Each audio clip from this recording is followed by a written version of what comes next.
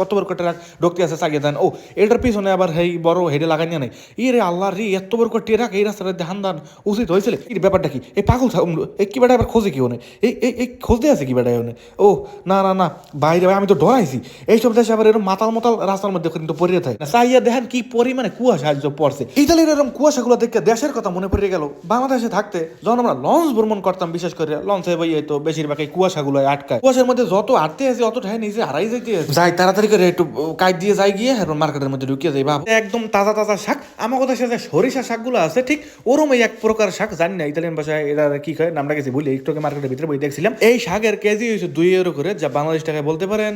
দাম আইতে পারে প্রায় 400 টাকার কাছাকাছি। হে গাইস আসসালামু আলাইকুম, ইতালি থেকে Sheikh Niloy and welcome to another new blog. কি অবস্থা সবার? আশা করছি সবাই খুব ভালো আছেন। আল্লাহর রহমতে আমি অনেক ভালো আছি। যাই বাইরে তো একটু ঘুরে ফুরে আহি, কিছুক্ষণ আগে ইফতারি করছি, ইফতারি পরে যদিও একটু ক্লান্ত, ইফতারের আগে আগে কইছিলাম বাইরামু, হ্যাঁ বাইরে ইফতারি না হ্যাঁ থাই ক্লান্ত, পরে বাইরামু হ্যাঁ থাই ক্লান্ত, তো বাইরামু কোন সময় এলিগে ইফতারি করার পর আর অপেক্ষা করি নাই। আজকে যেহেতু দিনটা আছে শুক্রবার, তো শুক্রবার বিকালবেলা ছুটির দিনে কম যায় ওই ধ্যান ওই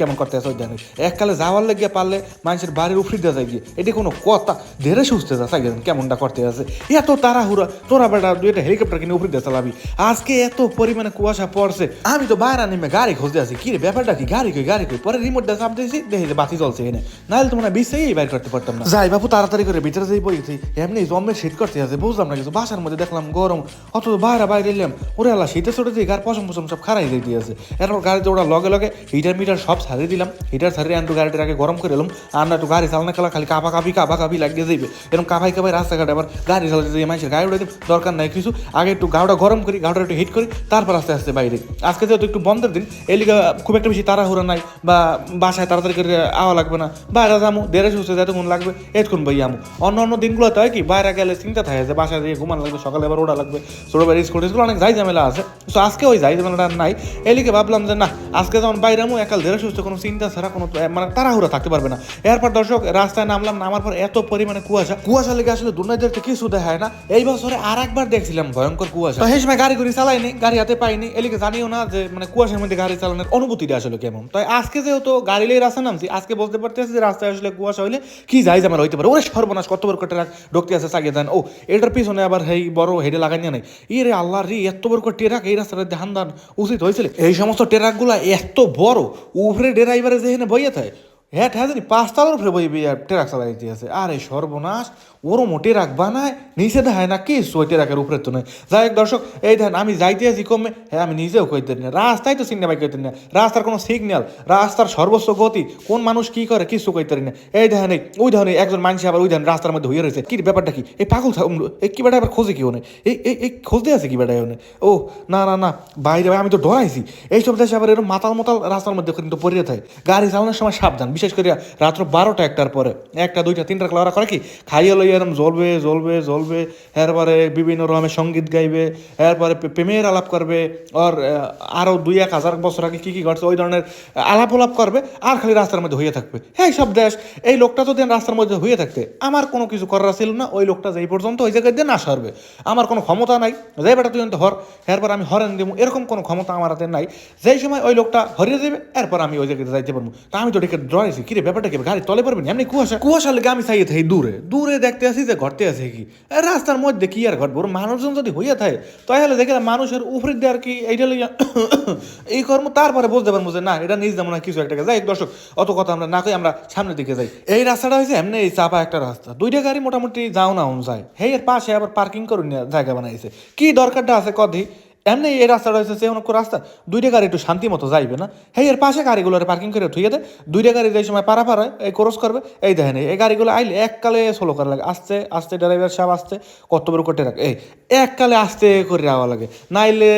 অতিরিক্ত জোরে গতিতে আইলে অনেক সময় গাড়ির কানে লাগে বাড়ি খায় মানে গাড়ির অনেক বড় আয়না থাকে তো গ্লাসগুলো থাকে তো হ্যাঁ লুকিং গ্লাস আর কি ওইগুলো লাগে টাকটো খাইয়ে ভাঙে ছুটে যাইতে পারে গাড়িগুলো কেমনি পার্কিং করে থুইয়ে দেয় এই ধরনের গাড়ির প্রতি কোনো মায়া নেই কেটা দাগ দিয়ে থুয়ে গেল না কোনো মানুষে ক্ষতি করে থুয়ে গেল, এইটা ডরায় না। চাইয়া দেখেন কি পরিমাণে কুয়াশা আজ পড়ছে। ইতালির এরকম কুয়াশাগুলো দেখে দেশের কথা মনে পড়ে গেল। বাংলাদেশে থাকতে যখন আমরা লঞ্চ ভ্রমণ করতাম, বিশেষ করে লঞ্চে বইয়ে তো বেশিরভাগ এই কুয়াশাগুলো আটকায়। এই নদীর মধ্যে যাইয়া দেখা গেল সকাল 4টা-5টার ক্লাসে আটকায় কুয়াশা, ওরে সর্বনাশ চাইয়ে দেন তাই জানি বিশাল ট্রেন ওই রাস্তার উপর ঠিক আছে। বেটা কুয়াশার মধ্যে একটু দেড়ে সুস্থ চালা, এমনি রাস্তাঘাট সব হয়েছে পিছলা, মায়া নাই, কোনো জীবনের প্রতি কোনো মায়া নাই। দর্শক আমরা যে মার্কেটে যাবো, মার্কেটের লাইন পাই না, বিশ্বে কোন দিক দিয়ে যে হানমো এই কইতে না, রাস্তা কমি দিই হিন্দা না হিন্দা, ও যে কথা কইতে লইছিলাম কথা কথা কমে গেলাম কি হ্যাঁ কইতে না। দেশে থাকতে এই কুয়াশা যে লঞ্চগুলো আটকে যাইতে না, এই কুয়াশা লাহান হয়েছে এখানের কুয়াশা। এইসব দেশে যদি অতিরিক্ত কুয়াশা হয়, এইসব দেশেও কিন্তু ওরা গাড়ির নিচে এক পদের এই কুয়াশার বাতি আছে এই জ্বালাইবে,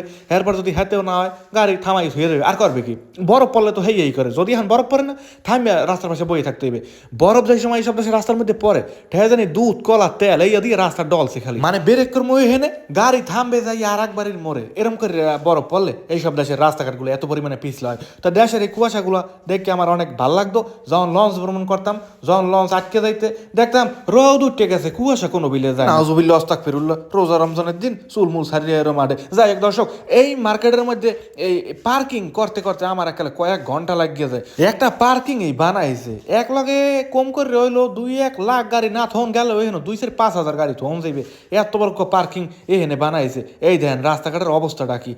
এই এবার আসছে নামিয়ে দিই, বাবা বাইরে নামছি পড়ছি, জমে শীত করে, এতক্ষণে তো ভালো আছিলাম, বেশিক্ষণ বাইরে থাকবো না, দৌড় মরে তাড়াতাড়ি মার্কেটের মধ্যে যাবো গিয়া, মার্কেটের মধ্যে ভালো গরম আছে। আসলে মার্কেটের ভিতরে ঢোকার পরে কিন্তু খুব বেশি একটা ভিডিও করতে পারবো না, কারণ মার্কেটের মধ্যে এক আফ্রিকান লোক থাকে, ওই লোকটা থাকলে টুকটাক ভিডিও করে দেখান যায়। কিন্তু এখন জানি কোন পোলারে রাখছে, পোলার চুল এককালে কানের নিস্তরি পরে গাড়ির উপরে কইলো ভুল হয় না, এরম একটা ইতালিয়ান এটার মধ্যে ডিউটি করে, বয়স খুব একটা বেশি হইবে না, 25-26-27 বছর হইতে পারে, না আর একটু বেশি হইতে পারে। তো হেরা খালি কয় যে মার্কেটের মধ্যে ভিডিও ছবি এইগুলো সম্ভব না, ডিউটি করে তো থাক, ডিউটি করে হ্যাঁ দায়িত্ব এই কি আর কম। দর্শক চাইয়ে দেখেন যে কুয়াশার মধ্যে যত আটতে আছে অত ঠাই নিজে হারাই যাইতে যাই, তাড়াতাড়ি করে একটু কাজ দিয়ে যাই গিয়ে এরপর মার্কেটের মধ্যে ঢুকিয়ে যাই বাবু। আর এইসব দেশের মার্কেটগুলো দেখলে আমার আর বাইরে যেতে করে না, একবার মার্কেটের মধ্যে হানলে কয়েক ঘন্টা করে কাটাই দিই, কি আর কয়েক ঘন্টা, মাঝে মাঝে তো 2-2.5 ঘন্টাও যাই গিয়ে। এই দেন মার্কেটে ঢোকার লগে লগে কি সুন্দর একটা ব্যবস্থা করছে, টিস্যুর ব্যবস্থা করছে। মার্কেটে ঢোকার সময় এই ধরনের ভিজা টিস্যুগুলো দিয়ে হাত পরিষ্কার করে ঢুকবেন, ওরে গেরান রে, ভালো একটা গেরান। যাও ক্যামেরাটা একটু ডলা দেখান, এবার গোলাই গেল কা, পরিষ্কার করছি আর ক্লিয়ার দেবে হেলে গিয়া এদি গোলাই গেছে, বুঝলাম না কিছু ব্যাপারটা কি, এরম এলো খেলে গিয়ে এবার মোটামুটি ক্লিয়ার। যাই দর্শক মার্কেটের মধ্যে কিন্তু আমরা আইয়ে পড়ছি, এইগুলো সব হচ্ছে সালাদের আইটেম, এগুলোর মধ্যে আছে গাজর, আছে লেটুস পাতা, তারপর অনেক রকমের সবজি দিয়ে তারপরে সালাদগুলো বানাই না, জাস্ট খুলবেন, খুলে অলিভের তেল দেবেন, লবণ দেবেন, তারপর মাইকে মেপে একলা খাইয়ে নেবেন। ইতালির এই মার্কেটগুলোতে যে কত রকমের চা আছে, এই চা গুলো দেখলে আমার চোখ যায় ধরে, চাইয়ে দেখেন যে চার কালেকশনের কোনো অভাব নাই, খালি মনে মনে ভাববেন যে কোন কালারের চা খাইতে চান, কোন ফ্লেভারের চা খাইতে চান, কোন সুবাস কোন গ্রানের চা খাইতে চান, মনে মনে ভাববেন, এরপর এখানে আইবেন, আরপরে এখানে খুঁজবেন, আমি নিশ্চিত পাইয়ে দিবেন। এখানে আছে দারচিনির চা, তারপরে আছে কমলার চা, লেবুর চা, তারপরে কত রকম কত মশলার নামও জানি না, এটা হয়েছে স্ট্রবেরি, ও মাই গড, স্ট্রবেরি ফ্লেভারের আবার চাও হয়, এও জীবনে দেখলাম। উপরে আছে সিলেজির চা, সিলেজি হয়েছে চেরি ফলের চা, মানে এই যে চায়ের আইটেম সব চাই দেন, মানে পুরো একটা ওয়াল বানাই হেলাইছে। দর্শক এরপর হঠাৎ করে গাড়ির ড্যাশবোর্ড পরিষ্কার করেন একটা দেখলাম, এটার কি কয় একটা সাবান দেখলাম, উপরে ছবি আঁকা আছে, কোন জায়গা পরিষ্কার করতে পারবো, দাম হয়েছে 3 ইউরো 70 সেন্ট, যা বাংলাদেশ টাকা বলতে পারেন প্রায় 450 কি 500 টাকার মতো দাম আসতে পারে। এরপরে ব্রেকের তেল আছে ওই জায়গায়, এই ধরনের তেলগুলো দেখে রাখলাম, মাঝে মাঝে যদি লাগে তাহলে মার্কেট তাড়াতাড়ি করে নিতে পারবো। দর্শক আমাদের কেনাকাটা ওই জায়গায় মোটামুটি শেষ, খুব একটা বেশি কিনে নেই, এই জায়গায় শশা নিয়েছিলাম, তারপরে বিশেষ করে একটা শাক নিয়েছিলাম, শাকের প্যাকেটটা সামনে যাওয়ার পরে দেখাইতে আসি। এই মার্কেটের ভিতরে বড় বড় কার্টুন রাখিয়ে দেয়, যার যত বড় কার্টুন লাগে, যে যেই সাইজের মালামাল কিনছে সেই সাইজের একটা কার্টুন বাঁচছে, তারপর কার্টুনের মধ্যে করে ভরে মালামালগুলো লই যাবে। মানে গাড়ি পর্যন্ত অনেকে বড় টলিগুলো ঠেলে নিতেছে না, কারণ বড় টলি যদি মানে গাড়ি পর্যন্ত নেয়, ওইটার গাড়ি পর্যন্ত নিয়ে আবার এই জায়গা মতো রাখিয়ে দেওয়া লাগে, অনেক যাই ঝামেলা আছে, যার কারণে অনেকেই এই বড় টলিগুলো ব্যবহার করতে চায় না, এই ধরনের কার্টুনে করে বাজারগুলো করে। আমরাও একই কাজ করছি, বাইরে যাবার কুয়াশা ঠেসানি আগের তো কয়েকশো গুণ মনে হয় বাড়িয়ে গেছে, কিছুক্ষণ আগে তো কিছু হইলেও দেখছি, এখন দেখি না মোটেও। যাক ছোট ভাই দৌড়ে গাড়িটা দাঁড়িয়ে গেছে, নাহলে আমার মনে হয় একটু খুঁজতে কষ্ট হয়ে যেত। দর্শক এগুলো হয়েছে একদম তাজা তাজা শাক, আমার কথা সাথে সরিষা শাকগুলো আছে ঠিক ওরম এই এক প্রকার শাক, জানি না ইতালিয়ান ভাষায় এটা কি খায়, নামটা গেছি ভুলি, একটু মার্কেটের ভিতরে বই দেখছিলাম। এই শাকের কেজি হয়েছে 2 ইউরো করে, যা বাংলাদেশ টাকায় বলতে পারেন